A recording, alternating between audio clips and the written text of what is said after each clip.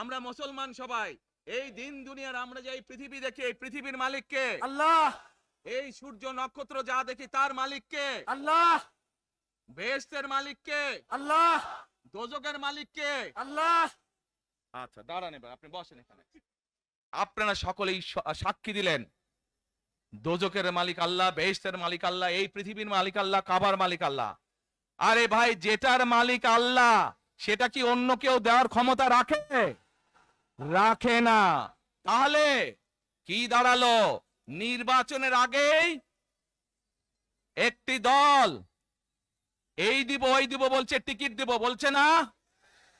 যেটার মালিক মানুষ না সেইটার কথা যদি সে বলে, এক সেরে কি করা হচ্ছে? হচ্ছে না? যার মালিক আল্লাহ, যার অধিকার শুধু আল্লাহর একমাত্র, সবকিছুর অধিকার উপরে আল্লাহর অধিকার। কাজেই আগেই তো আপনাদেরকে ঠকাচ্ছে, নির্বাচনের ফলে তাহলে কেমন ঠকাবে আপনাদেরকে বোঝেন এবার। শুধু ঠকাচ্ছেই না মানুষকে, যারা মুসলমান তাদেরকে শিরকি করাচ্ছে তারা। নাউজুবিল্লাহ।